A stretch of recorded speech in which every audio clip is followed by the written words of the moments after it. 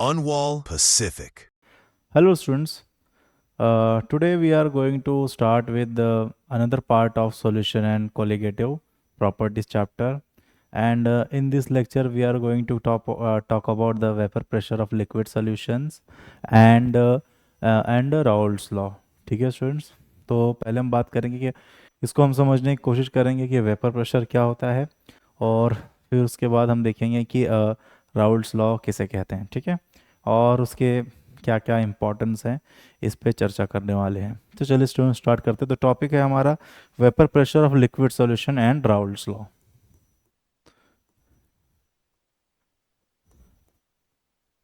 Vapour pressure of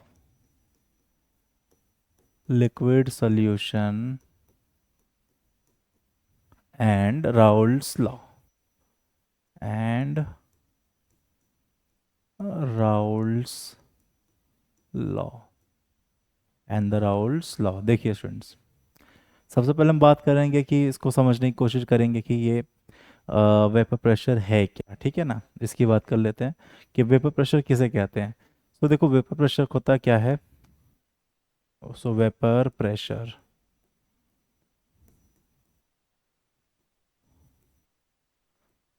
it is a pressure, it is a pressure exerted by vapor molecule, vapor molecule.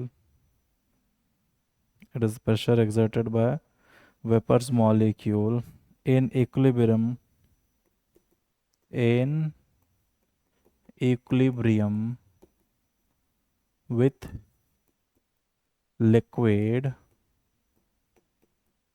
slash solution।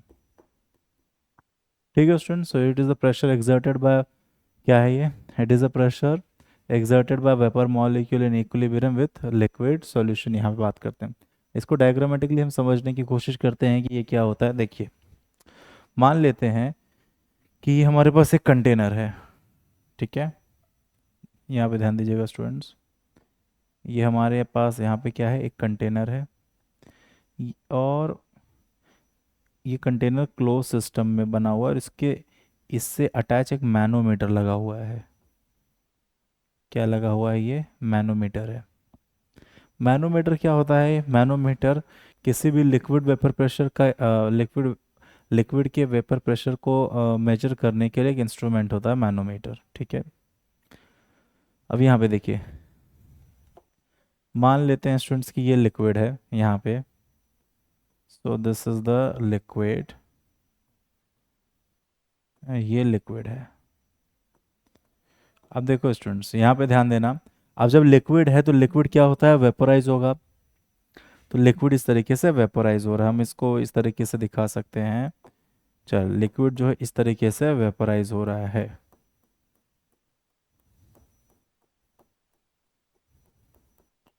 ठीक है, अब सुनिए ध्यान से इस बात को। इम्पॉर्टेंट बात क्या है कि ये जो लिक्विड है इसका वेपोराइजेशन कब तक होगा, ये देखने वाली बात है। ये लिक्विड के कितना वेपोराइज होगा। तो देखिए, होता क्या है, शुरू शुरू में पहले हम प्रोसेस को समझते हैं। प्रोसेस क्या है, प्रोसेस कुछ इस तरीके का है कि आपके पास लिक्विड है, तो लिक्विड क्या होता है, वेपोराइज होता है। तो शुरू शुरू में जो रेट ऑफ इवापोरेशन है वो काफ़ी ज़्यादा होगा, और रेट ऑफ कंडेंसेशन क्या होता है, काफ़ी कम होता है। तो रेट ऑफ इवापोरेशन बहुत ज़्यादा है, रेट ऑफ कंडेंसेशन कम है।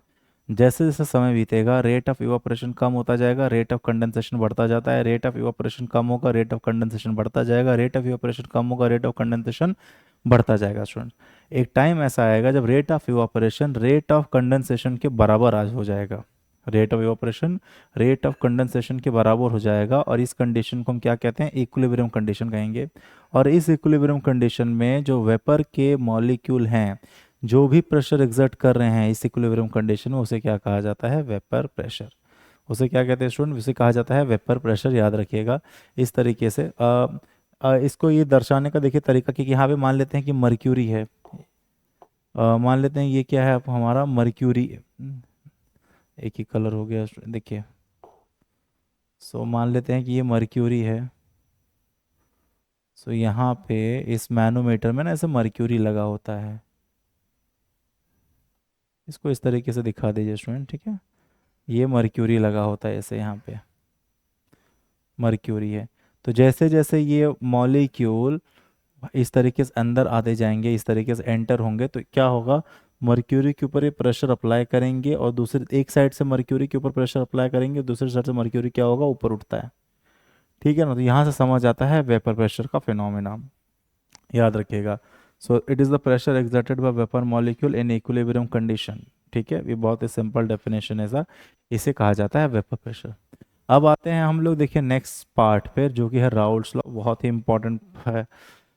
देखिए it is the one of the most important topic in solution and colligative chapter. Raoult's law की बात करते हैं स्टूडेंट, देखिए।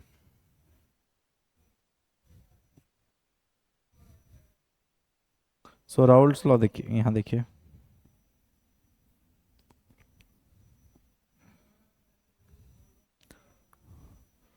सो ये है टॉपिक राउल्ट्स लॉ। चलिए राउल्ट्स लॉ क्या है, देखो स्टूडेंट्स, इसको हम इस तरीके से समझते हैं कि मान लेते हैं कि ये कंटेनर है हमारे पास,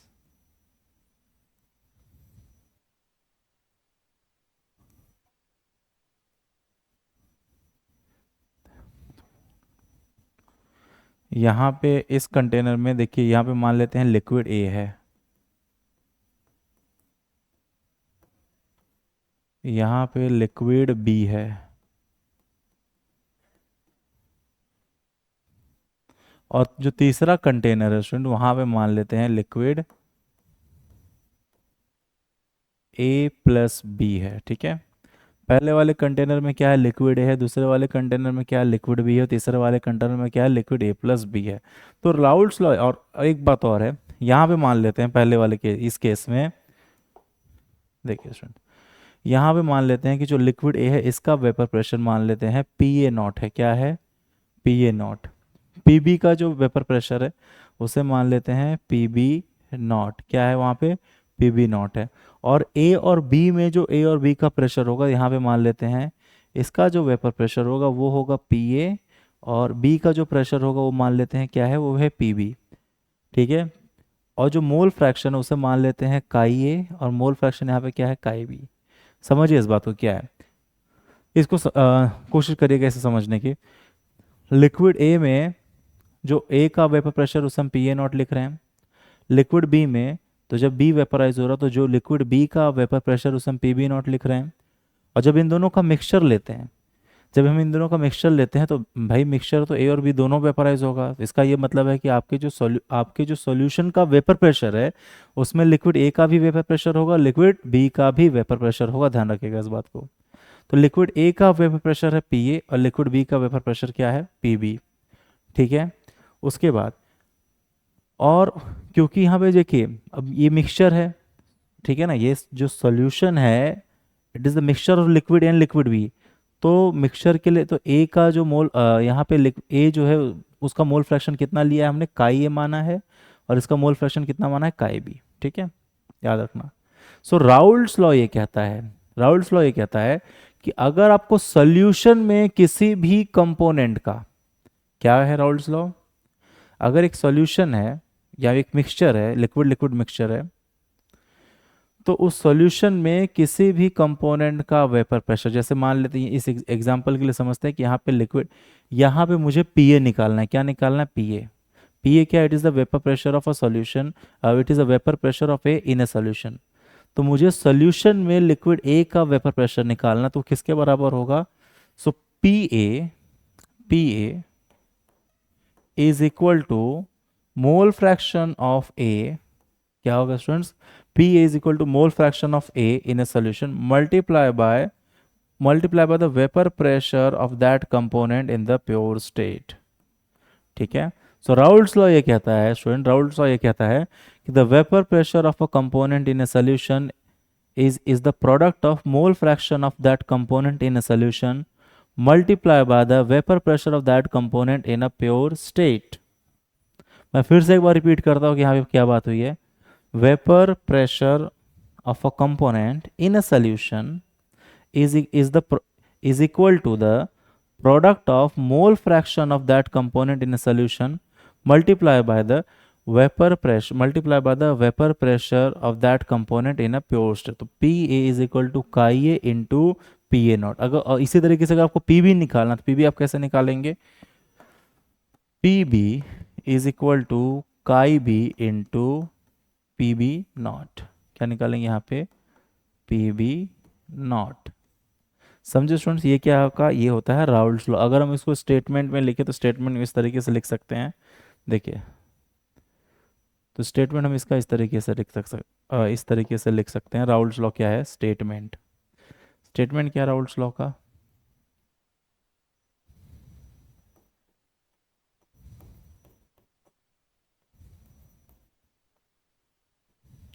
राउल्स लॉ का स्टेटमेंट क्या? देखिए student, in a solution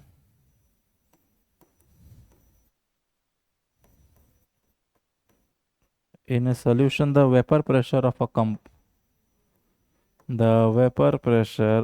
component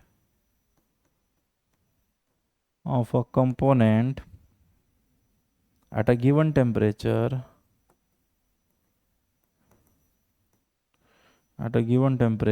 is equal to the mole fraction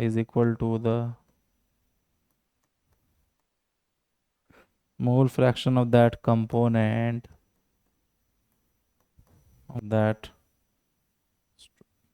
that equations of that component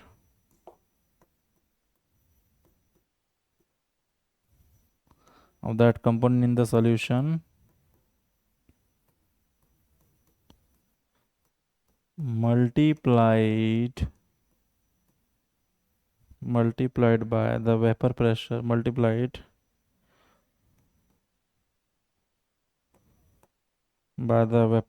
of that component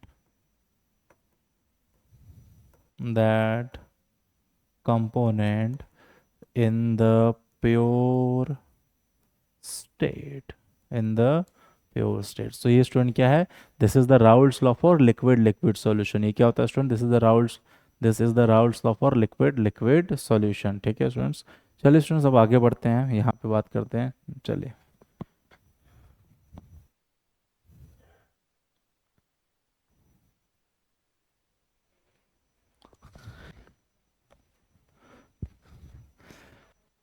students, सो अब आगे देखते हैं। ये क्या है? Raoult's law.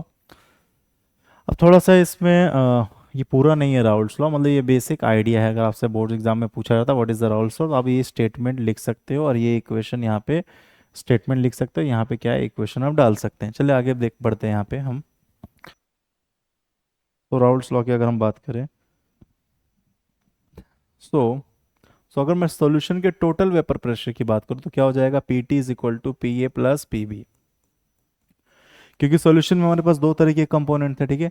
So P T is equal to P A plus P B. अब P A क्या होता है आपका? Chi A into P A naught, plus P B क्या था students? Chi B into P B naught. ठीक है? हम ये कर सकते हैं। अब इसके बाद क्या कर सकते हैं? देखिए, हम काई ए की जगह पे वन माइनस काई बी लिख सकते हैं। ठीक है? अब उल्टा भी अब काई बी की जगह पे वन माइनस काई ए भी लिख सकते हैं। सो ये हो जाएगा one minus chi A plus P A naught, फिर ये हो जाएगा आपका chi B into P B naught. So ये हो गया आपका टोटल प्रेशर। अब इसको थोड़ा सा अगर हम सिंप्लीफाई करें तो ये हो जाता है, so total pressure is equal to P B naught minus P A naught chi B plus P A naught. ठीक है स्टूडेंट? अब देखो यहाँ पे क्या बात है। अगर आप इस इक्वेशन को देखें तो इस इक्वेशन में क्या है? इस इक्वेशन में देखो, जो पी बी नॉट है, पी ए नॉट है और ये जो पी ए नॉट है, all this values are constant. तो इसका ये मतलब हो गया कि जो आपके सॉल्यूशन का जो टोटल वेपर प्रेशर है, the total vapour pressure of solution, total vapour pressure P T क्या है आपका? Total vapour pressure of solution is directly proportional to the chi B. या फिर हम ऐसे लिख सकते हैं, द टोटल, ऐसे लिखा जा सकता है यहाँ पे देखिए, the total vapor pressure of a solution, total vapor pressure of a solution is the linear function of, is the linear function of the mole fraction of solute और इवन आप सॉल्वेंट भी लिख सकते हो. The total vapour pressure of solution is the linear function of the mole fraction of solute और the solvent. Student याद रखिएगा इस चीज़ को. सो अब इसके बाद देखिए, चलिए अब आगे. तो यहाँ पे देखिए, जब आप इसको करते हो तो एक ग्राफ हम बना सकते हैं. अब वो जो ग्राफ जो बनेगा वो सॉल्यूट और सॉल्वेंट दोनों वो एक साथ हम बनाते हैं, मतलब दोनों कंपोनेंट का ग्राफ जो होगा वो एक साथ बनेगा. देखिए वो ग्राफ क्या है स्टूडेंट्स. ग्राफ इस तरीके का है.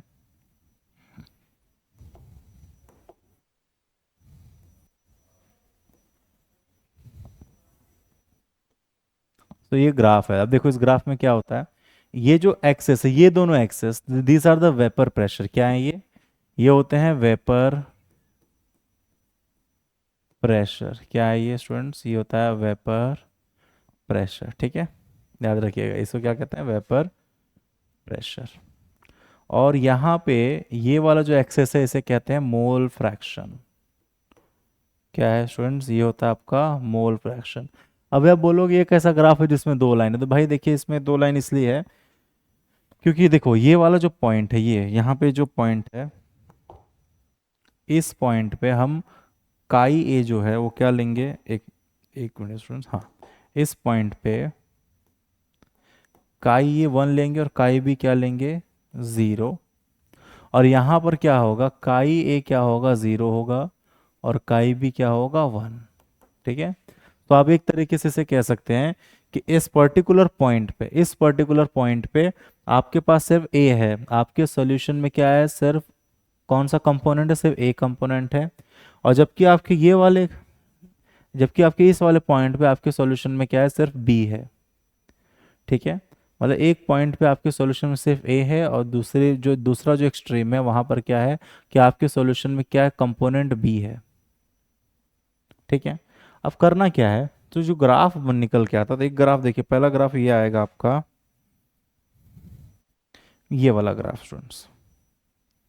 सो यहाँ इस कॉर्नर से आप इस कॉर्नर पे मिलाइए, ये वाला ग्राफ है. अब इस ग्राफ का क्या मतलब है, तो इस ग्राफ का ये मतलब है कि अगर हम यहाँ से शुरू करें, ठीक है, जैसे अगर हम इस पॉइंट से शुरू करें तो क्या था कि आपके सॉल्यूशन में सिर्फ कंपोनेंट बी है. देखो अब यहाँ पे ध्यान समझना की बात क्या हो रही है कि इस पॉइंट पर आपके सॉल्यूशन में सिर्फ कंपोनेंट क्या है, सिर्फ कंपोनेंट बी है, ए नहीं है वहां पर. फिर हम क्या कर रहे हैं, धीरे धीरे धीरे धीरे सॉल्यूशन में ए ऐड कर रहे हैं. तो जैसे जैसे सॉल्यूशन में आप कंपोनेंट ए ऐड करते जाएंगे तो आपके जो ए का मोल फ्रैक्शन है वो बढ़ते चला जाएगा. वो क्या होगा, वो बढ़ते चला जाएगा. और जो बी है, कंपोनेंट बी, वो क्या होते चला जाता है, कम होते चला जाएगा. और एक टाइम ऐसा आएगा कि आपके सॉल्यूशन में कंपोनेंट बी क्या होगा, 0, और पूरे सॉल्यूशन में कम सिर्फ क्या होगा, कंपोनेंट ए होगा. या फिर हम इसे ऐसे माने, लिक्विड ए लिक्विड बी ले लेते हैं. मान लेते हैं कि शुरू में मेरे पास लिक्विड बी है, एक ग्लास है, क्या है, एक बहुत बड़ा कंटेनर है, उसमें क्या है, सिर्फ लिक्विड बी है. तो अगर मैं उसमें लिक्विड ए ऐड कर रहा हूँ तो होगा क्या कि लिक्विड बी का मोल फ्रैक्शन कम होता जाएगा और लिक्विड ए का मोल फ्रैक्शन बढ़ता जाएगा. और एक समय ऐसा आएगा कि जब आपके सॉल्यूशन में सिर्फ क्या होगा, लिक्विड ए होगा, लिक्विड बी नहीं होने वाला. और वो कौन सा पॉइंट है, वो ये वाला पॉइंट है. कौन सा पॉइंट है स्टूडेंट, वो ये वाला पॉइंट है. ठीक है. इसी तरीके से अगर आप ग्राफ को दूसरी तरीके से ट्रीट करें तो ये वाली लाइन बनती है ऐसे. अब इसमें क्या है, इसमें ये वाली जो लाइन है ये क्या बता रही है कि अब अगर हम यहाँ पे देखें, इस पॉइंट को देखें, तो यहाँ पे क्या, सिर्फ आपके आपके सॉल्यूशन में सिर्फ क्या है, लिक्विड ए है. क्या है, सिर्फ लिक्विड ए है. तो हम क्या कर रहे हैं कि लिक्विड ए में लिक्विड बी मिला रहे हैं, लिक्विड बी मिलाते जा रहे हैं, मिलाते जा रहे हैं. तो क्या होगा, लिक्विड ए का मोल फ्रैक्शन कम होता जाएगा और लिक्विड बी का मोल फ्रैक्शन बढ़ता जाएगा. और एक टाइम ऐसा आएगा जब आपके सॉल्यूशन में क्या होगा, सिर्फ और सिर्फ लिक्विड बी होगा, लिक्विड ए नहीं होगा, जो कि ये वाला पॉइंट है वो. ठीक है, याद रखना. सो और ये वाली जो लाइन है, ये ये क्या एक मिनट यार, एक गलत हो गया। हाँ, ये वाली जो लाइन है ये क्या बता रही है? ये आपको टोटल प्रेशर देती है। क्या देती है स्टूडेंट्स? Total pressure. अच्छा, इस बात, ठीक है ना, ये वाली लाइन ये क्या है? आपको ये टोटल प्रेशर देता है। मतलब यहाँ पे क्या लिख सकते हैं? P T is equal to P A plus P B. और यहाँ पे आप क्या लिखेंगे? P A is equal to chi A into P A naught. यहाँ पे आप क्या लिखेंगे? P B is equal to chi B into P B naught. ठीक है, अगर ये ग्राफ 1 है, so this is line 2 and this is line 3। ये वाले ये ग्राफ होते हैं ये। कई स्टूडेंट को ये कन्फ्यूजन होता है कि क्या हम इस ग्राफ को ऐसे ही बना सकते हैं? क्या इसी तरीके से बना सकते हैं? मतलब ये वाली लाइन इस तरीके की है, क्या ये ऐसे नहीं हो सकता ना? हाँ, ऐसे भी हो सकता है। देखो इसमें पॉइंट क्या है, ज़रूरी नहीं ये देखिए, ये क्या ऐसे ही हो सकता? नहीं, ये ऐसे भी हो सकता है। बट इन दोनों का मतलब आपको ए और बी का जो वेपर प्रेशर ना वो बराबर नहीं दिखाना है। आप ये स्ट्रेट लाइन नहीं खींच सकते यहाँ पे, याद रखना। क्योंकि दो वेपर प्रेशर उन्हीं लिक्विड का सेम होगा जो सेम लिक्विड होंगे। अगर लिक्विड अलग है तो उसका वेपर प्रेशर भी क्या होता है? अलग होता है। इस बात को ध्यान में रखिएगा। ठीक है स्टूडेंट्स, चलिए आगे देखते हैं।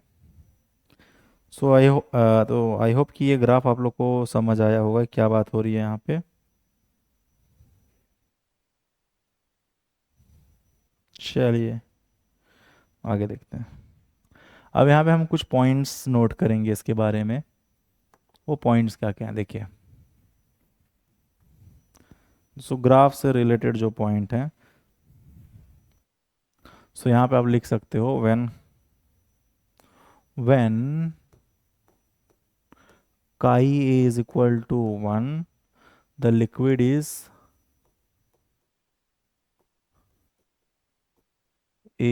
pure A। ठीक है, एंड व्हेन, और लिक्विड इज प्योर ए, इसका मतलब है कि जो सॉल्यूशन का वेपर प्रेशर है एक्चुअली वो ए का वेपर प्रेशर है। ठीक है, एंड दूसरी बात, when chi is equal to, sorry chi B is equal to 1, तो इसका मतलब है the liquid is pure B. और अब क्या लिखोगे? जो टोटल वेपर प्रेशर होगा वो एक्चुअली बी का वेपर प्रेशर होगा। इसको ध्यान में रखिएगा। चलिए स्टूडेंट्स, एक तो ये बात हो गई। अब यहाँ पे कुछ पॉइंट्स हम इम्पॉर्टेंट कुछ पॉइंट्स हैं राउल्स लॉ के बारे में। सो यहाँ पे लिखेंगे इम्पॉर्टेंट पॉइंट्स टू रिमेंबर, ऐसे लिख सकते हो, points to remember, points to remember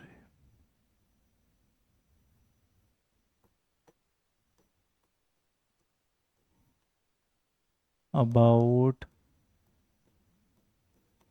Raoul's law. तो देखिए पहला पॉइंट क्या है, वो इम्पोर्टेंट है। सो राउल्स लॉ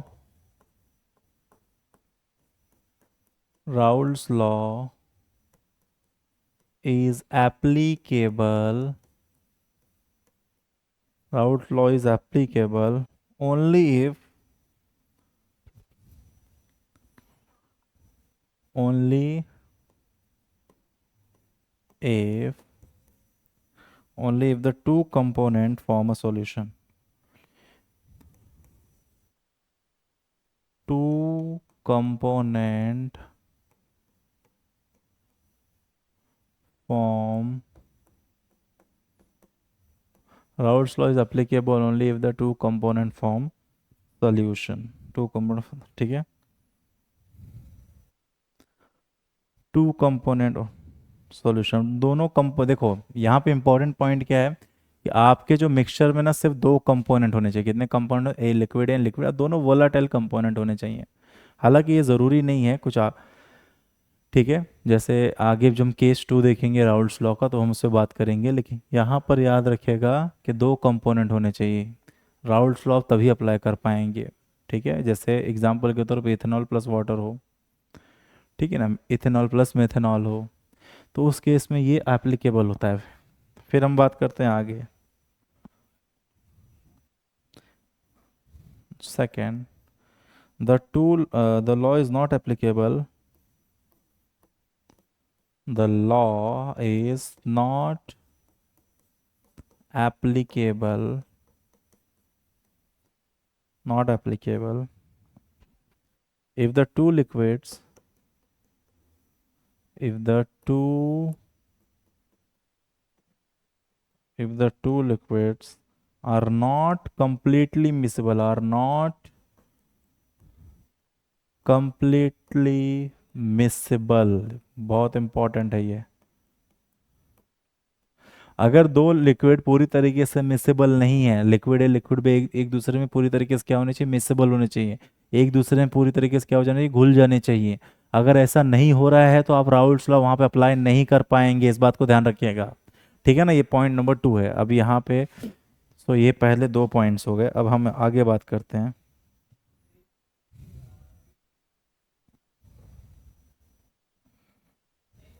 चले एक कुछ और पॉइंट्स हैं, हो गया। Third point, liquid pairs, liquid pairs or liquid solutions, liquid solutions which obey Raoult's law, yeah, that which obey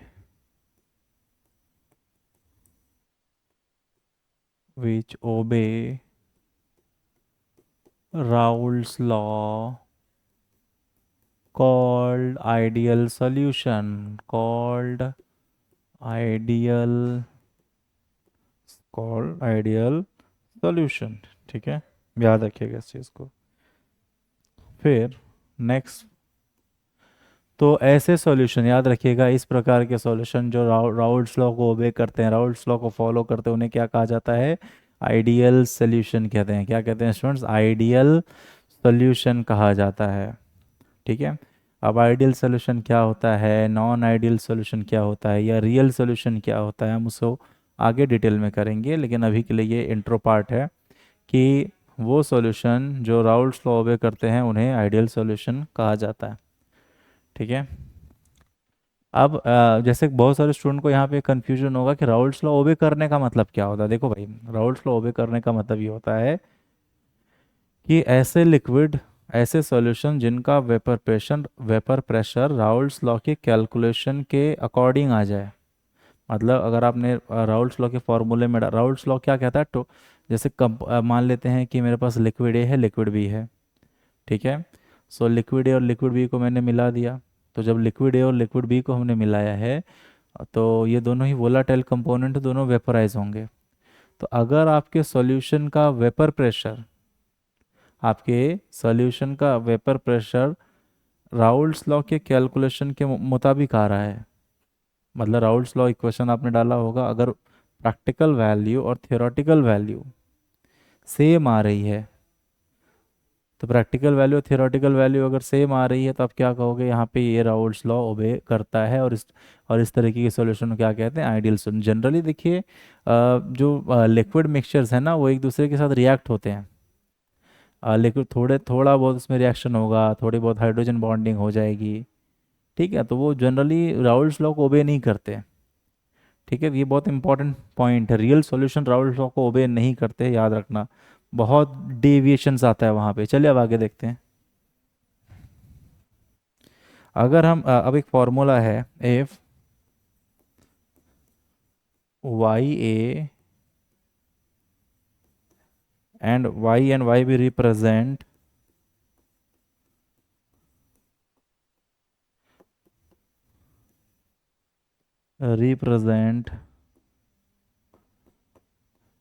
the mole fraction of the component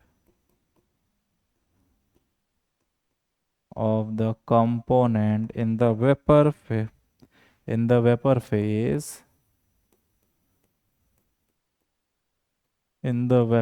phase, then YA then Y A is equal to P A plus P A upon P A plus P B and Y B P B upon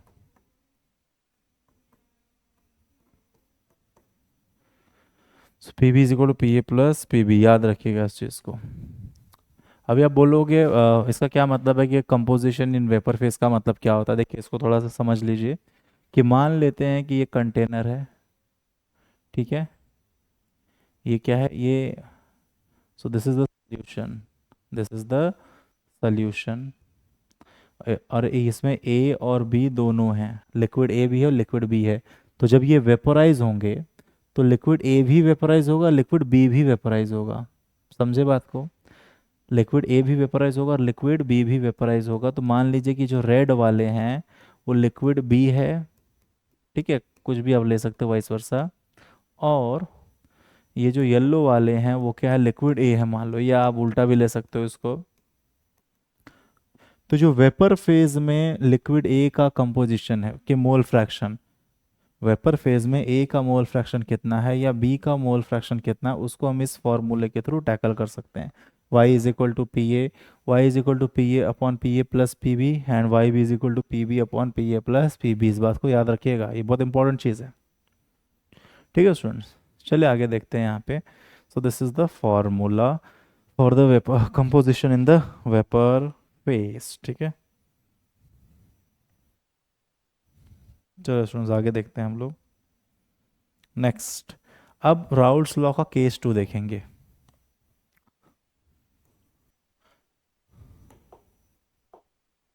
Raoult's law,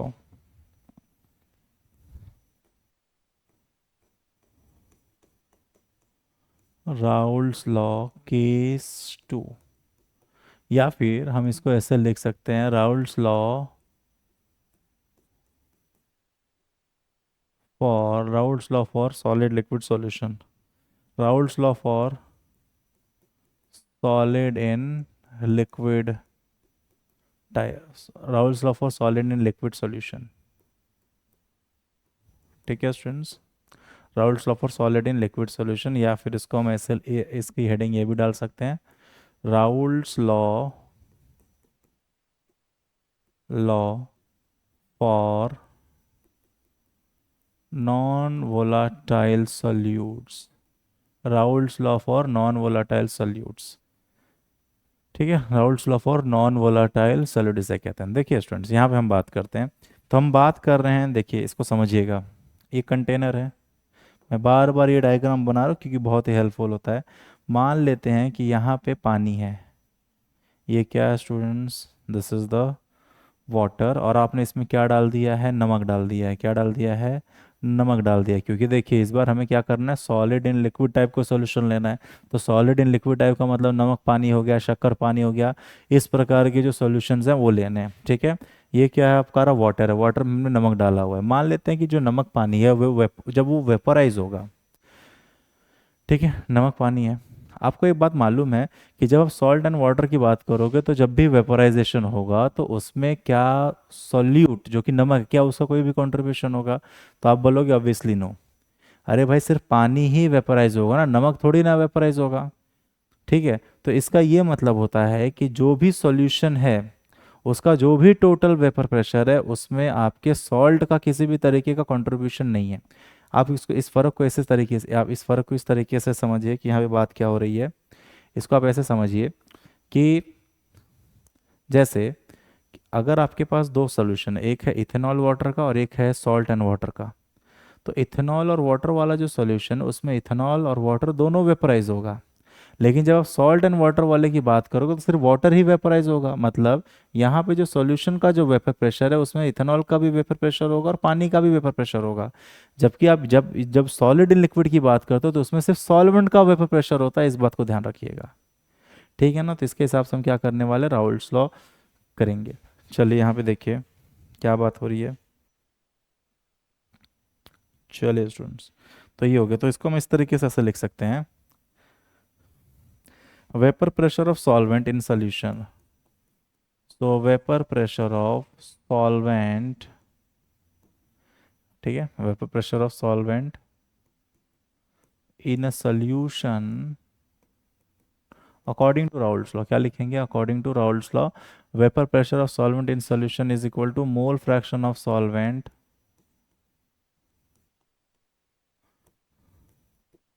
mole fraction of solvent in a solution multiply by vapor pressure of solvent in pure state, in pure state। ठीक है students, vapour pressure of solvent in pure state. अब यहाँ पे ध्यान दीजिएगा क्या बात हो रही है। But for non volatile solutes, for a solution of, या फिर ऐसे लिख सकते हैं for solid in liquid type solution, for solid in liquid type solution vapor pressure of solvent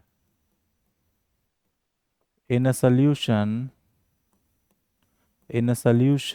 is equal to vapor pressure of solution। ठीक है students, इसका क्या मतलब है, देखो इसका ये मतलब होता है कि जब हम ये बात करते हैं यहाँ पे vapour pressure of solvent in solution, यहाँ पे देखो इंपॉर्टेंट पॉइंट क्या है, यहाँ पे इंपॉर्टेंट पॉइंट ये है कि जैसे इंपॉर्टेंट पॉइंट ये है कि जब आप सॉल्यूशन के वेपर प्रेशर की बात करेंगे तो जो सॉल्यूशन का जो वेपर प्रेशर है एक्चुअली वो सॉल्वेंट का ही वेपर प्रेशर है ना, क्योंकि देखो सॉल्यूशन के वेपर प्रेशर में दो चीज़ों का कंट्रीब्यूशन होता है, एक होता है सॉल्यूट के वेपर प्रेशर का कंट्रीब्यूशन और एक होता है सॉल्वेंट के वेपर प्रेशर का कंट्रीब्यूशन। बट क्योंकि इस टाइप के सॉल्यूशन में सॉल्यूट का तो कोई कंट्रीब्यूशन नहीं है, तो मतलब कि जो आपका सॉल्वेंट का जो वेपर प्रेशर है वो सॉल्यूशन वही आपके सॉल्यूशन का भी वेपर प्रेशर होगा। ठीक है ना, तो इस पॉइंट को याद रखिएगा। सो वेपर प्रेशर, ये बहुत इंपॉर्टेंट पॉइंट है, vapour pressure of solvent in a solution is equal to the vapour pressure of solution. तो यहाँ पे इसको सब्स्टिट्यूट करिए इसकी जगह पे, यहाँ पे देखो क्या है। So vapour pressure of solvent, sorry vapour pressure of solvent लेना, यहाँ पे लिखो vapour pressure of solution is equal to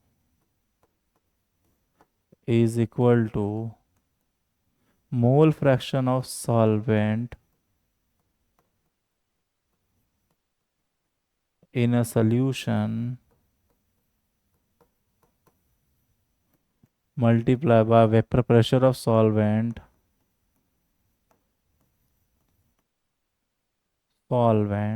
in pure states।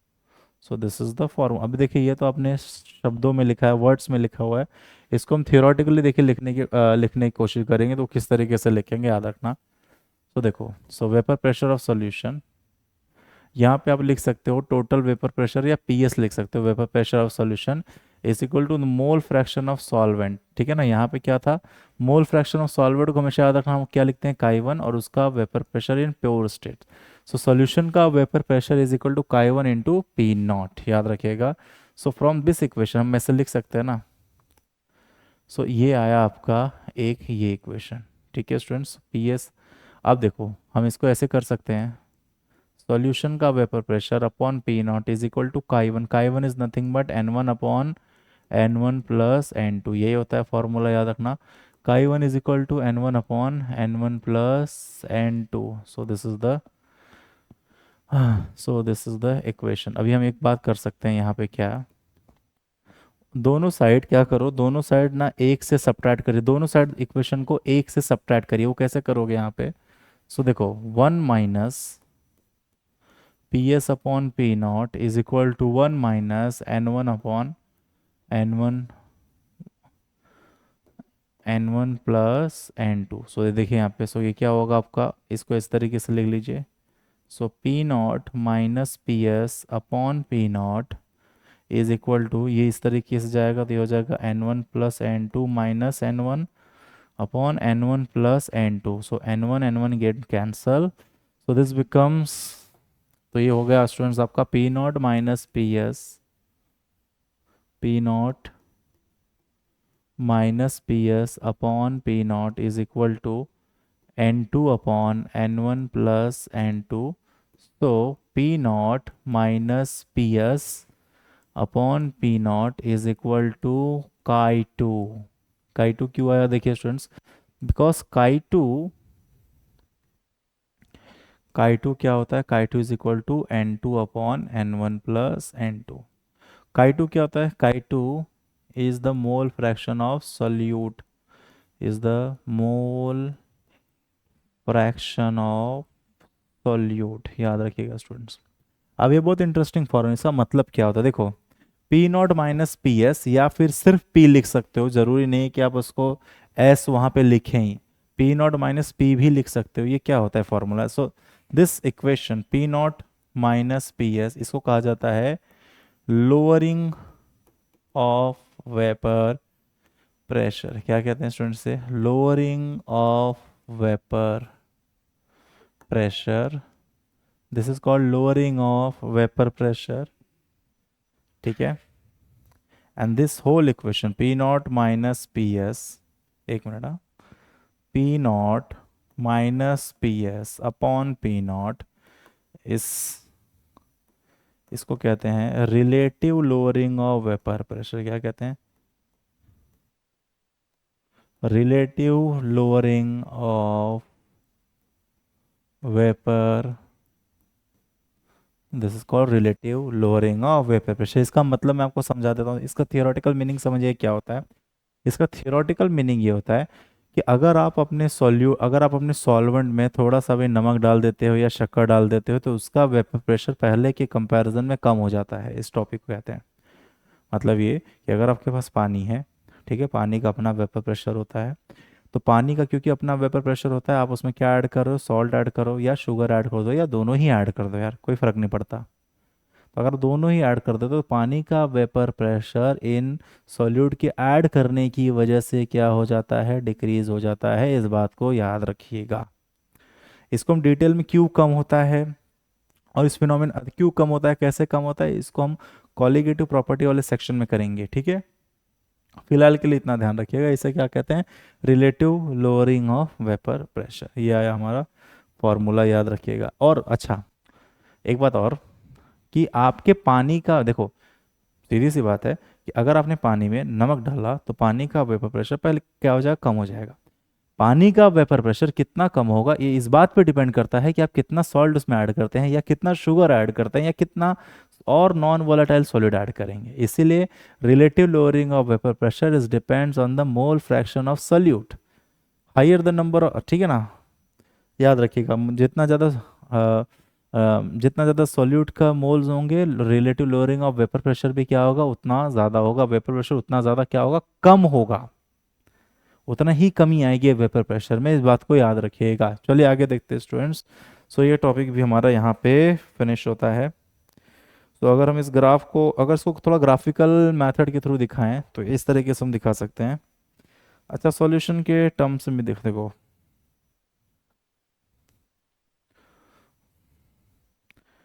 चलिए ये तो अ- अगर मैं सॉल्वेंट के टर्म्स में दिखाना चाहूँ तो ऐसे दिखा सकते हैं, देखो एक ग्राफ ये आता है कभी कभी। सो this is a mole fraction of solvent, mole fraction of solvent in the solution, और ये होता है vapour pressure of solution. This is called vapour pressure of solution. देखो, सो अगर आप इस ग्राफ को देखो तो इस ग्राफ से क्या समझ आता है, इस ग्राफ से ये बात समझ आती है बात आपको। और एक और यहाँ पे, सो this is the full graph, ठीक है।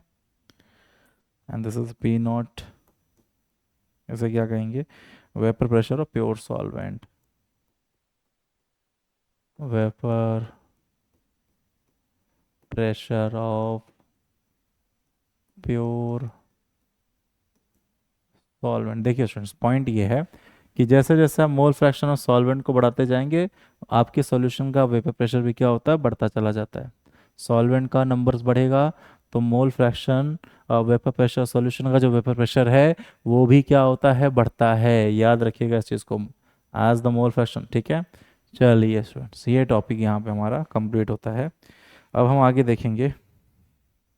सो जो नेक्स्ट पॉइंट है वो है ideal and non ideal solutions की बात करने वाले हैं हम। ठीक है, चलिए फाइनली हम कहाँ पहुँच रहे हैं, ideal and non ideal type solutions पे।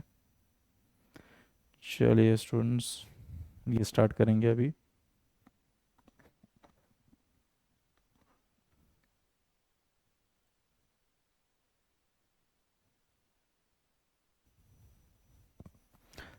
चलिए स्टूडेंट्स, अब हम चलिए अब हम आगे डिस्कशन करते हैं। आइडियल सॉल्यूशन की बात करने वाले हम लोग। क्या होता है आइडियल सॉल्यूशन, उसको देखते हैं। देखिए एक मिनट।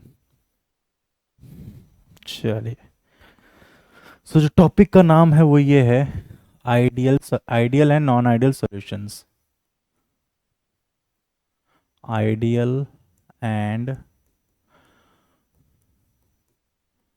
Non ideal solution. ठीक है, तो इसमें जो सबसे पहला टॉपिक होगा वो होगा हमारा क्या, आइडियल सॉल्यूशन। ठीक है, तो देखो आइडियल सॉल्यूशन क्या है, जैसे कि मैंने आपको अभी थोड़ी देर पहले बताया था। आइडियल सॉल्यूशन क्या होता है, इसका कुछ पॉइंट्स हो तो वो याद रखने हैं। पहला पॉइंट क्या होता है इसमें, देखो देखो पहला पॉइंट पॉइंट ये होता है, ideal solutions are those solutions, ideal solutions are those solution which obey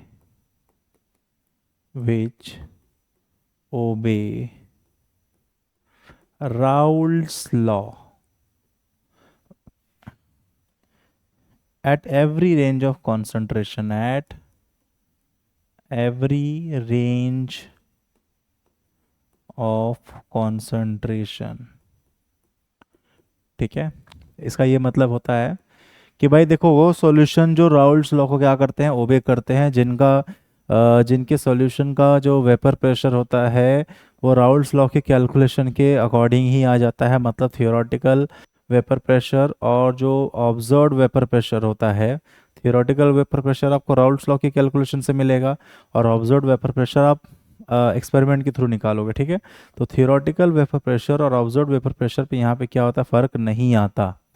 ठीक है, तो वो क्या है आपका, उसे उस प्रकार के सॉल्यूशन क्या कहते हैं, आइडियल सॉल्यूशन कहते हैं।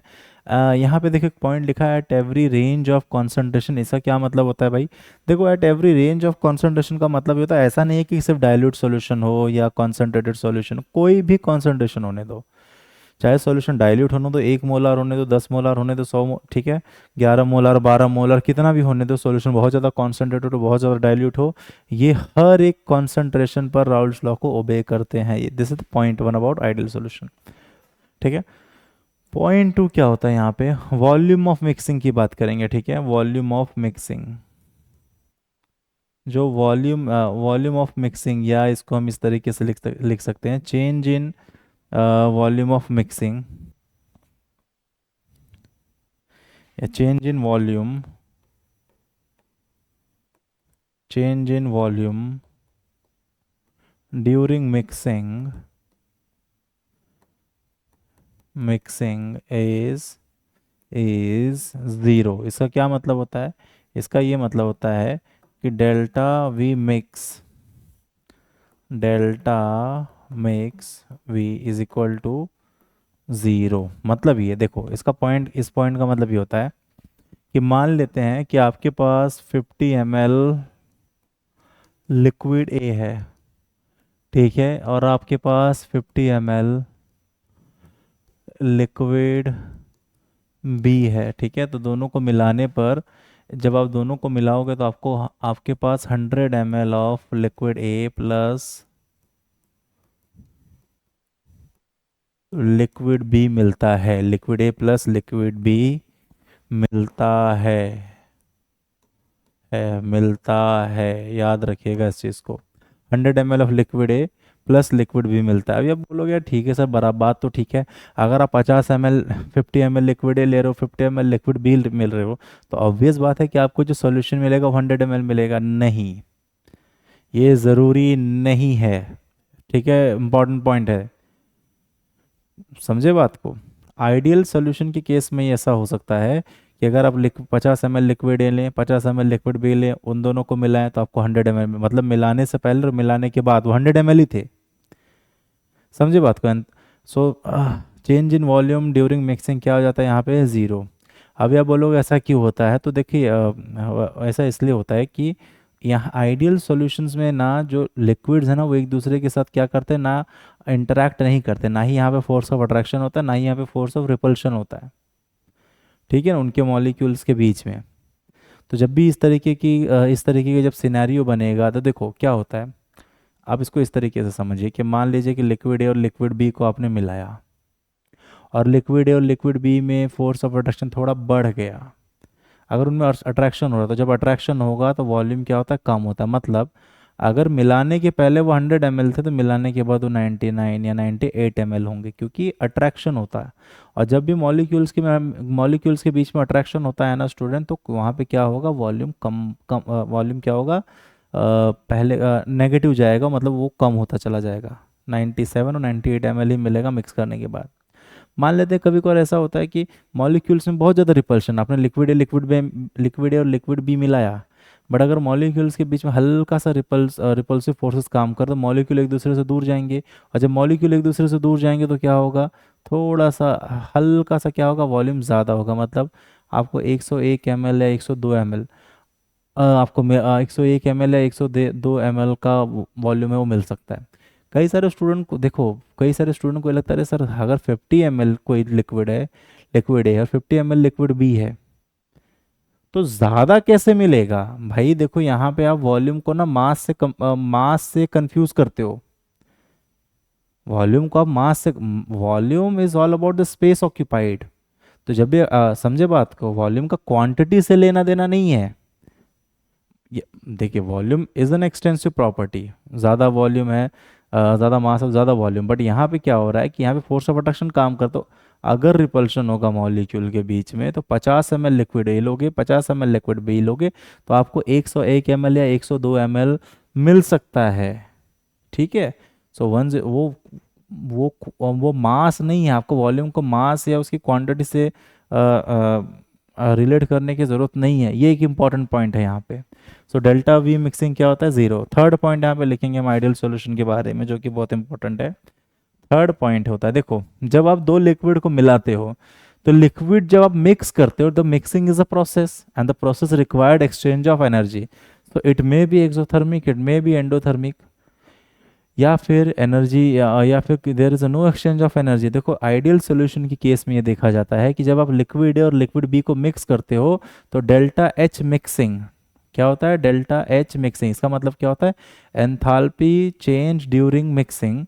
एंथैल्पी चेंज ड्यूरिंग मिक्सिंग क्या होता है, वो जीरो होता है। मतलब कि ना ही एनर्जी एब्जॉर्ब होती है ना ही एनर्जी रिलीज होती है, क्योंकि देखिए किसी भी तरीके का केमिकल इंट्रैक्शन नहीं हो रहा ना, आप सिंपली दो चीज़ों को फिजिकली मर्ज कर रहे हैं। तो वहाँ पे अगर किसी भी तरीके का ना अट्रैक्टिव फोर्स काम कर रहा है ना रिपल्सिव फोर्स काम कर रहा है, तो ना ही एनर्जी रिलीज होगी ना ही एनर्जी क्या होती है, एब्जॉर्ब होती है। इस बात को याद रखिएगा।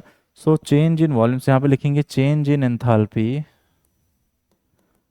Change in enthalpy during mixing, change in enthalpy during mixing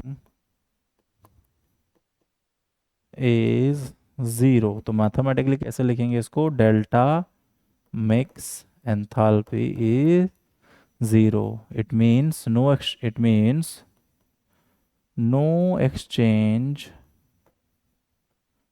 exchange of heat energy take place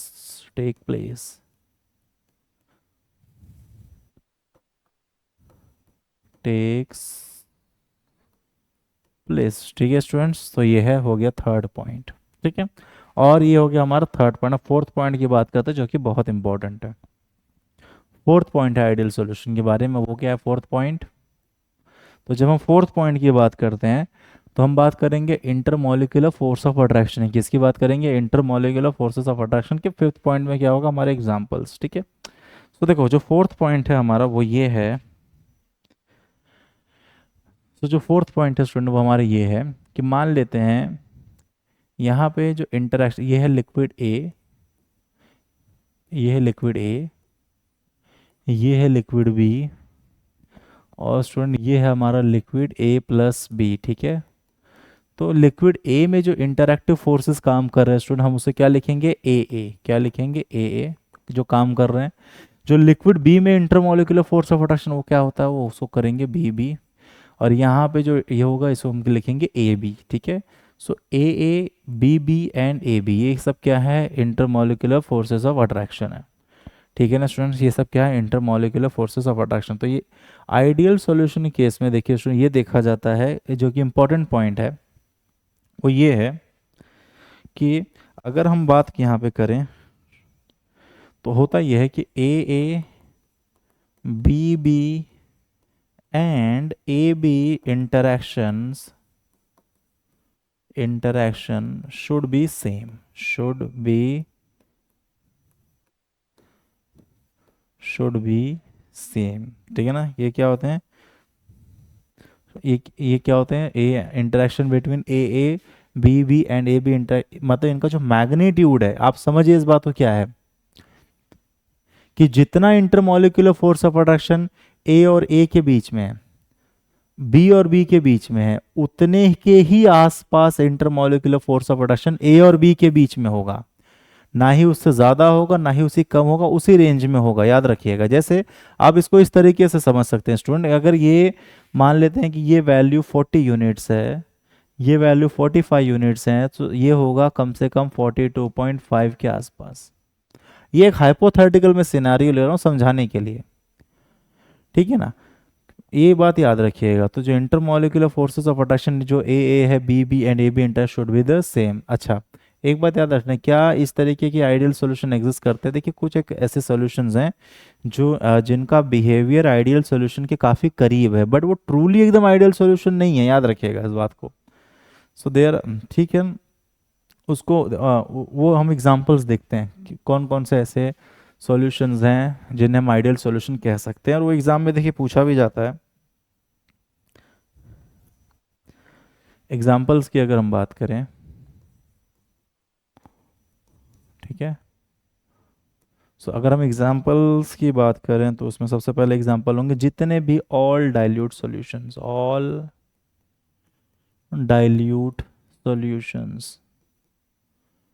ठीक है, जितने भी डाइल्यूट सॉल्यूशन है वो क्या होते हैं? वो आइडियल सॉल्यूशन कहे जाएंगे। याद रखिएगा। फिर benzene plus toluene, benzene plus toluene ये सॉल्यूशन है। N hexane plus N heptane plus N heptane, chlorobenzene plus bromobenzene,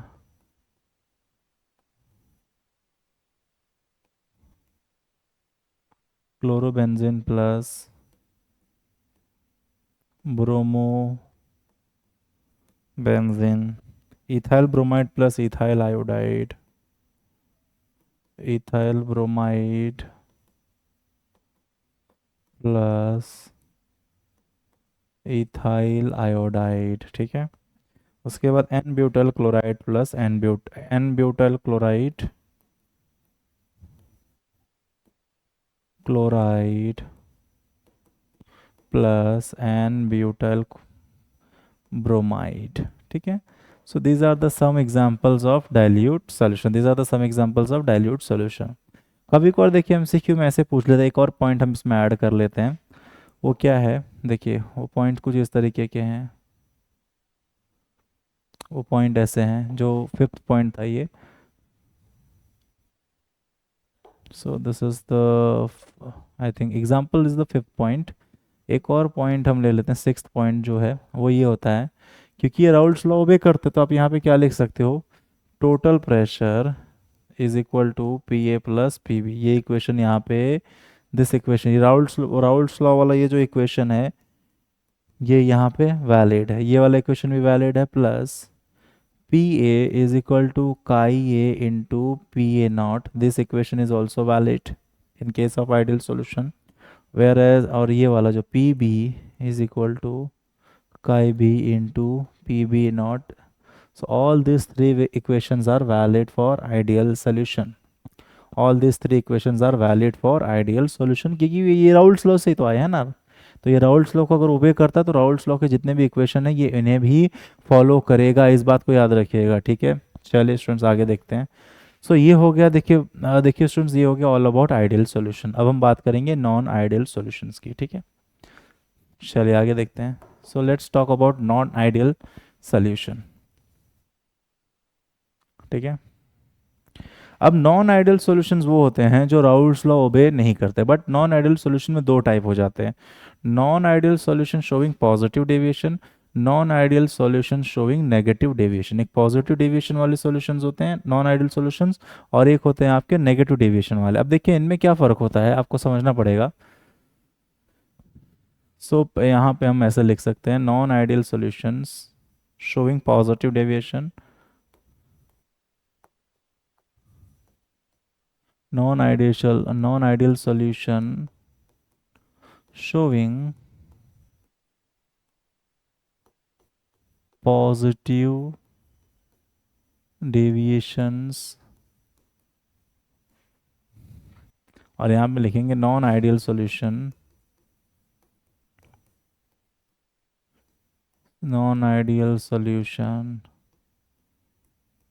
showing negative deviation,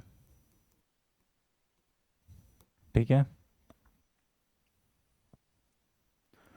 चलिए students, so non ideal solution showing positive deviation, non ideal solution showing negative deviation, इसमें क्या फ़र्क है हम इसे समझने की कोशिश करेंगे। देखिए एक बात तो तय है कि ये दोनों ही सॉल्यूशन, ये जो दोनों प्रकार के सॉल्यूशंस हैं ये राउल्ट्स लॉ ओबे नहीं करते, ठीक है। तो फिर क्या है positive deviation, so so deviation from what, deviation from Raoult's law, मतलब इन ये जो इस तरीके की जो सॉल्यूशंस है ना, इनका सॉल्यूशन, इन सॉल्यूशंस का जो वेपर प्रेशर है वो राउल्ट्स लॉ के कैलकुलेटेड वेपर प्रेशर से ज़्यादा भी आ सकता है और कम भी आ सकता है। अगर ज़्यादा आता है तो हम उसे पॉजिटिव डेविएशन कहते हैं, कम अगर सॉल्यूशन का वेपर प्रेशर कम आता है तो हम उसे क्या कहते हैं, नेगेटिव डेविएशन कहते हैं। ये एक इंपॉर्टेंट बात है। तो चलिए यहाँ देखते हैं नॉन, तो कुछ पॉइंट्स पहले लिखेंगे नॉन आइडियल सॉल्यूशन। तो देखो पहला जो पॉइंट होगा, do not obey Raoult's law, do not obey Raoult's law. क्या ये ओबे करता जी, बिल्कुल ये भी ओबे नहीं करता। तो यहाँ पे भी क्या लिखोगे, do not obey Raoult's law, दोनों ही राउल्ट्स लॉ ओबे नहीं करते, ठीक है। फिर जो सेकंड पॉइंट है वो है मिक्सिंग का, ठीक है। सो देखिए डेल्टा वी मिक्सिंग जो होती है यहाँ पे, positive deviation is greater than zero, volume is increased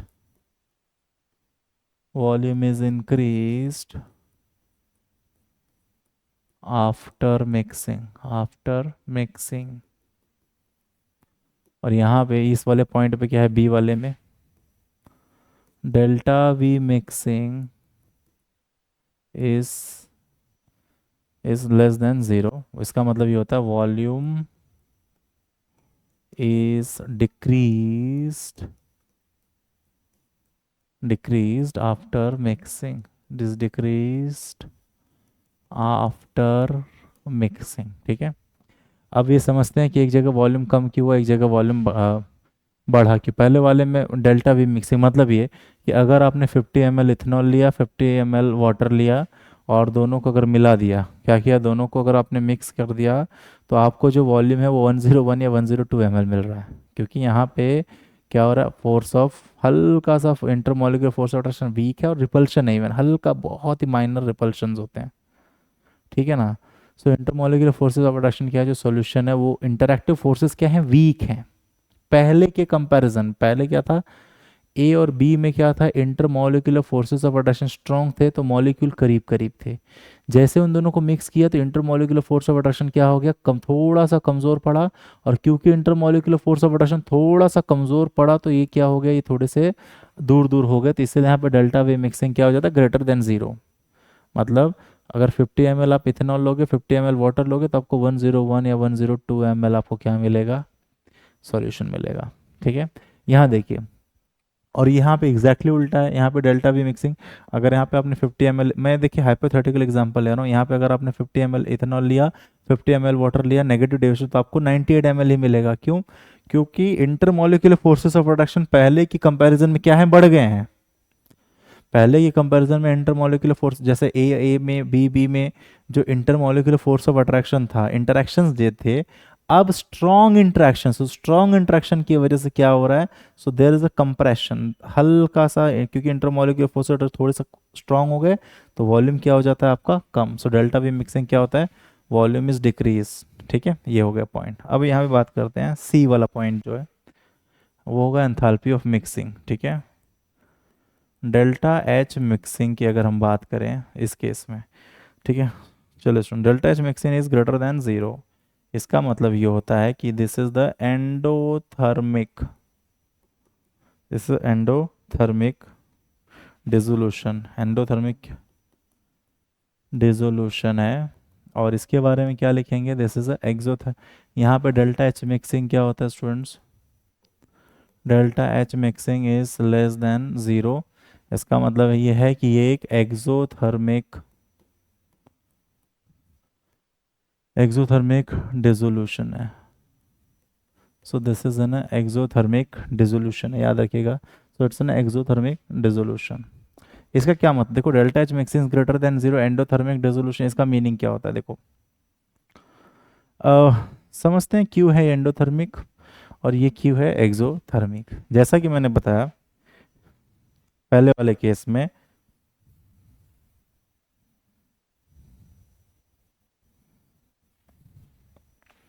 देखो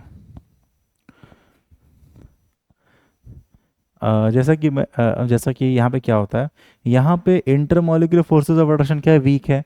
तो इनको मिलाने के लिए जब आप इनको मिक्स करते हो ना, तो मिक्सिंग में एनर्जी क्या होती है, एब्जॉर्ब होती है। क्योंकि आप स्ट्रॉन्ग इंटरमॉलिक्यूलर फोर्सेस से weak intermolecular forces of attraction पे जा रहे हो। ठीक है ना, मतलब जो नया सिस्टम बन रहा है उनके मॉलिक्यूल्स के बीच में जो इंटरमॉलिक्यूलर या इंटरेक्शंस है वो कमज़ोर हैं। ठीक है, तो आप एक स्ट्रॉन्ग इंटरेक्शन से वीकर इंटरेक्शन की तरफ जा रहे हो, तो ये कोई एनर्जेटिकली फेवरेबल कंडीशन नहीं। तो इस प्रोसेस को कराने के लिए आपको सिस्टम को एनर्जी देनी पड़ती है। समझे बात को, सिस्टम को एनर्जी देनी पड़ती है, तो ये क्या होता है, ये एक एंडोथर्मिक प्रोसेस होता है। ठीक है, जबकि दूसरे वाले केस में, नेगेटिव डेविएशन के केस में क्या होता है कि आप वीकर इंटरेक्शन से स्ट्रॉन्गर इंटरेक्शन की तरफ जा रहे हो, तो कि स्टेबिलिटी की तरफ जा रहे हो। जब आप स्टेबिलिटी की तरफ जाते हो, सिस्टम की एनर्जी क्या होती है, कम होती है, क्योंकि एनर्जी यहाँ पे रिलीज होती है। मैं फिर से एक बार बोल रहा हूँ, देखिए बात को समझिएगा, दोनों पॉइंट्स को। पहले हम बात कर रहे हैं पॉजिटिव डेविएशन की, तो पॉजिटिव डेविएशन में क्या होता है कि पॉजिटिव डेविएशन केस में इंटरमॉलिक्यूलर फोर्सेस ऑफ अट्रैक्शन पहले, मतलब मिलाने के पहले क्या है, मिक्स करने के पहले स्ट्रांग है, मिक्स करने के बाद वो वीक हो जाते हैं। मतलब आप एक स्टेबल सिस्टम से एक अनस्टेबल सिस्टम की तरफ जा रहे हो, तो आपको क्या करना पड़ता है, तो जब आप स्टेबल से एक हल्के से अनस्टेबल सिस्टम की तरफ जाते हो, तो एनर्जी वो एब्जॉर्ब करता है, उसका एनर्जी लेवल क्या होगा, हाई होगा। इसलिए ये क्या कर रहा है, एनर्जी एब्जॉर्ब कर रहा है एंडोथर्मिक वाला। जबकि एक्सोथर्मिक में क्या हो रहा है, एक्सोथर्मिक वाले प्रोसेस में, दूसरे नेगेटिव डेविएशन में क्या हो रहा है कि जो नए इंटरमॉलिक्यूलर फोर्स ऑफ अट्रैक्शन बन रहे हैं वो स्ट्रॉन्गर हैं। सो देयर इज पहले वीकर इंटरेक्शन थे, अब स्ट्रॉन्गर इंटरेक्शन हो रहे हैं। तो जब वीकर इंटरेक्शन से स्ट्रॉन्गर इंटरेक्शन होगा, तो सिस्टम की एनर्जी क्या हो जा, सिस्टम ज़्यादा स्टेबल हो जाता है। और जब भी सिस्टम आपका ज़्यादा स्टेबल है, उसकी एनर्जी क्या होगी, उतनी कम हो जाती है। एंड वो एनर्जी कम किस प्रोसेस में होती है, एक्सोथर्मिक में। याद रखिएगा इस चीज़ को, ये दो पैरामीटर्स हैं। अगर हम बात करें नेक्स्ट पॉइंट जो है हमारा, अब इंटरेक्शन की बात करते हैं। देखो भाई, A A B B interactions should be same, नहीं, ए सॉरी, इसको हम ऐसे लिख देते हैं, A B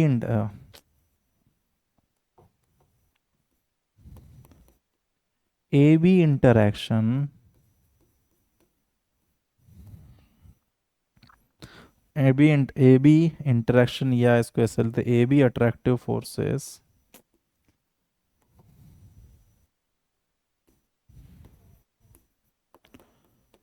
A B attractive forces should be weaker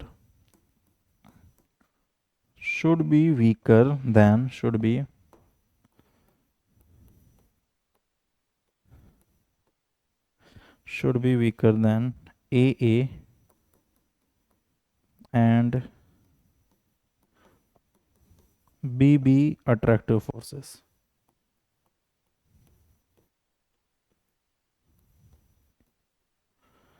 ठीक है। और लेकिन अब जब फिर इसी पॉइंट को जब इसमें लिखोगे तो क्या हो जाएगा, ए B attractive force should be stronger than AA and BB attractive forces.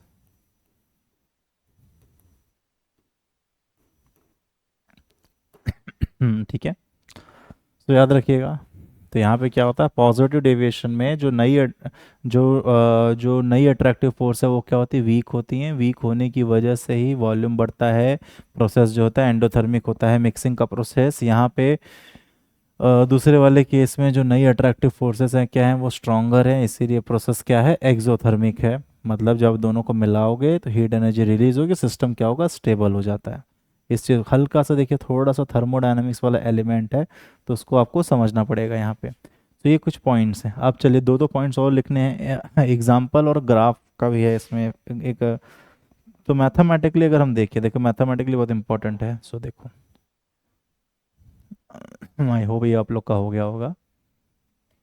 सो देखिए नेक्स्ट जो है,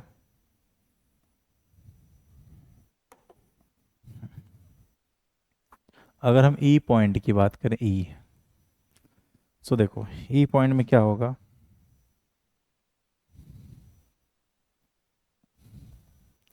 तो जो टोटल वेपर प्रेशर है ना सॉल्यूशन का पॉजिटिव डेविएशन में, तो जो टोटल वेपर प्रेशर है वो is greater than P A plus P B. ठीक है, ज़रूर क्या होता है, ज़्यादा आता है। इवन अगर पी ए का भी मानोगे तो भी क्या होगा, काई A into P A not से ज़्यादा आएगा, और जो पी बी है उसका भी vapour pressure chi B into P B naught, ये भी क्या होगा स्टूडेंट, ज़्यादा आता है। ठीक है, याद रखिएगा। जबकि यहाँ पे अगर आप देखोगे ये वाले में, तो जो सॉल्यूशन का जो total vapour pressure it should be less than P A plus P B A, और यहाँ पे जो पी ए है वो भी क्या होगा, less than chi A into P A naught, P B is equal to chi B into P B naught, याद रखिएगा। अरे इस लेस देन, ठीक है। मतलब देखो अब ये बहुत इंपॉर्टेंट इक्वेशन है। पॉजिटिव डेविएशन में जो सॉल्यूशन का जो वेपर प्रेशर होगा, सॉल्यूशन का वेपर प्रेशर वो ज़्यादा होगा, और जबकि इसमें क्या होगा, ये कम होने वाला है। ठीक है, याद रखिएगा इस चीज़ को। चलिए स्टूडेंट्स आगे देखते हैं। चलिए स्टूडेंट्स, सो अभी देखिए, तो यहाँ पे देखते हैं हम लोग आगे कुछ और टॉप, देखिए इसके भी एग्जांपल हमें लिखने पड़ेंगे। सो ये हो गया हमारा डी ई पॉइंट, इसके बाद है क्या, एफ पॉइंट। ठीक है, उसमें एग्जांपल्स डाल देते हैं। तो देखिए, सो जब भी, हाँ एग्जांपल देखिए बहुत काफ़ी सारे हैं, जैसे acetone plus ethanol,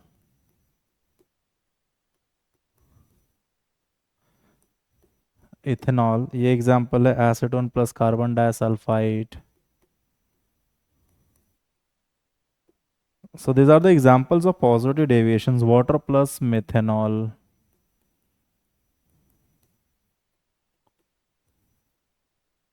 Water plus methanol. Water plus ethanol.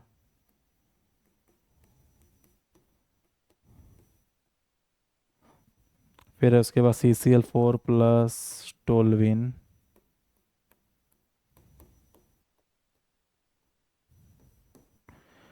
फिर आपका CCl4 plus chloroform acetone plus benzene.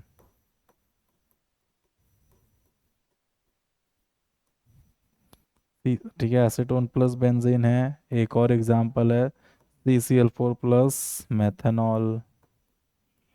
ठीक है students, so these are the so these are the some examples of non ideal solution showing positive deviation. अगर हम बात करेंगे negative deviation की, तो देखिए वो कौन कौन से इसके एग्जांपल्स हैं। वो है आपका acetone plus aniline,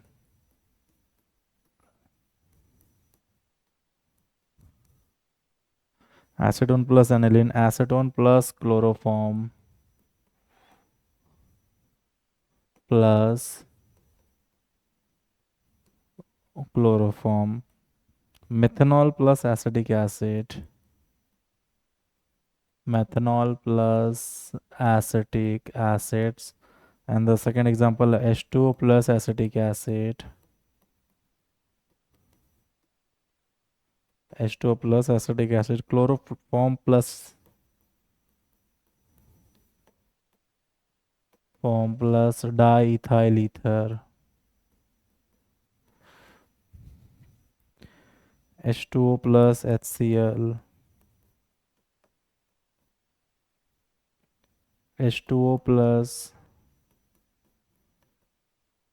H2SO4, H2O plus HNO3। ठीक है। तो एंड कुछ और एग्जांपल स्टूडेंट्स ने यहाँ पे नोट कर लेते हैं, जैसे acetic acid plus pyridine,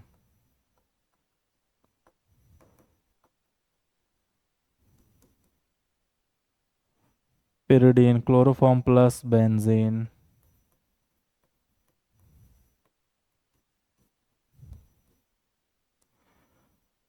acetic acid plus CH3COOH plus CHCl3। So these are the some of the examples। ठीक है स्टूडेंट्स, तो ये आपको एग्जाम्पल देखिए याद होने चाहिए। एग्जाम्पल ज़्यादातर जेई नीट इन सब एग्जाम्स में ज़्यादा पूछता है। ठीक है, चलिए अब एक ग्राफिकल तरीका है दिखाने का कि पॉजिटिव डेविएशन किस तरीके का दिखेगा, और नेगेटिव डेविएशन वाला ग्राफ है, हम उसकी बात कर लेते हैं। ठीक है, चलिए। सो देखो ग्राफ भी हम बनाएंगे, वो कैसा है। तो पॉजिटिव डेविएशन वाला ग्राफ कैसा दिखेगा और नेगेटिव डेविएशन वाला ग्राफ किस तरीके का दिखता है उसकी बात करते हैं। चलिए, सो ग्राफ देखिए स्टूडेंट्स किस तरीके का बनेगा, बहुत इंपॉर्टेंट है ग्राफ। तो अगर मैं पॉजिटिव डेविएशन की बात करूं, तो ये है, तो हमने ये वाला डायग्राम पहले देखा, ये जो ग्राफ है ये देखा है, इस तरीके का ग्राफ।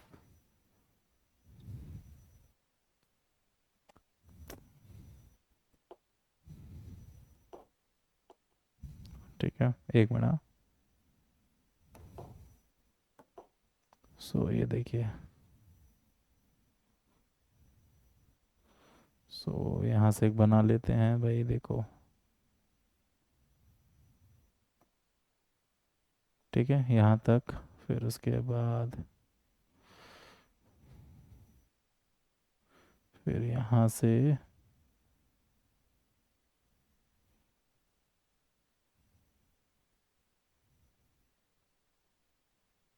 ये है। चलिए अब देखिए, और ये एक वाला ग्राफ देखिए, पॉजिटिव डेविएशन में क्या होता है। और जैसा कि आपको मालूम है कि ये क्या है, आपका वेपर प्रेशर है, sorry, this is the mole fraction, mole fraction काई ए इज इक्वल टू, यहाँ पे ले लेते हैं 1, काई बी ले लेते हैं 0। तो यहाँ पे क्या हो जाएगा, काई ए 0 एंड काई बी यहाँ पे क्या हो जाएगा 1। ठीक है, एक तो ये है। तो ग्राफ देखिए, पॉजिटिव डिविएशन में क्या होगा, जो ग्राफ होगा, जो सॉल्यूशन का वेपर प्रेशर होगा वो एक्सपेक्टेशन से ज़्यादा आता है। इसी तरीके से यहाँ पे ये देखिए, एक्सपेक्टेशन से सब कुछ ज़्यादा है। ठीक है, तो जो वाइट लाइंस हैं वो क्या है, वो बता रही हैं, जो वाइट लाइंस हैं बेसिकली वो आपको एक्सप्लेन करता है कि अगर आप राउल्ट्स लॉ से कैलकुलेट करते हैं ना, तो ये वेपर प्रेशर, मतलब ये जो वाइट लाइन है, अगर ये सॉल्यूशन आइडियली बिहेव करता तो ये सॉल्यूशन का वेपर प्रेशर क्या होता, ये वाला होता। बट सॉल्यूशन क्योंकि पॉजिटिव डेविएशन शो कर रहा है, तो इसकी वजह से क्या हो जाता है, ग्राफ ये ऊपर की तरफ ऐसे निकल जाता है। मतलब आपका जो सॉल्यूशन का जो वेपर प्रेशर है वो एक्सपेक्टेशन से ज़्यादा है, इसको याद रखिएगा। सॉल्यूशन का जो वेपर प्रेशर है क्या है, वो एक्सपेक्टेशन से ज़्यादा है। सिमिलरली यहाँ देखिए आगे, अब नेगेटिव डेविएशन की जब हम बात करेंगे, सो नेगेटिव डेविएशन की जब हम बात करेंगे तो उसमें देखिए ग्राफ किस तरीके का आता है। तो जिसमें ग्राफ आता है वो इस तरीके का आएगा, सेम इसी तरीके का बनाइएगा। ये थोड़ा देखिए ज़्यादा नीचे हो गया, पर ठीक है। अब यहाँ पे देखो क्या होगा, जो वेपर प्रेशर है वो एक्सपेक्टेशन से कम सॉल्यूशन का। तो यहाँ पे जैसा कि आप देख पा रहे हैं, तो जो वेपर प्रेशर है यहाँ पे, वाई यहाँ पे सॉल्यूशन सॉल्यूशन का जो वेपर प्रेशर है वो एक्सपेक्टेशन से कम है। नेगेटिव डेविएशन में क्या होता है, वेपर प्रेशर एक्सपेक्टेशन से कम होता है, इसको ध्यान रखिएगा। ये सो दिस इज द ग्राफ। तो यहाँ पे हम लिख सकते हैं वाइट वाला जो है वो किसके लिए, आइडियल के लिए, किसके लिए ये, this is for ideal solution, this is for ideal solution. ठीक है स्टूडेंट्स, तो इस बात को ध्यान रखिएगा। तो ठीक है स्टूडेंट, देखिए इस लेक्चर में हम यहीं तक पढ़ेंगे। आगे के लेक्चर में हम कोलिगेटिव प्रॉपर्टीज़ स्टार्ट करने वाले हैं। सो ठीक है स्टूडेंट्स, सो देखते रहिएगा आगे। Thank you, thanks a lot, thank you.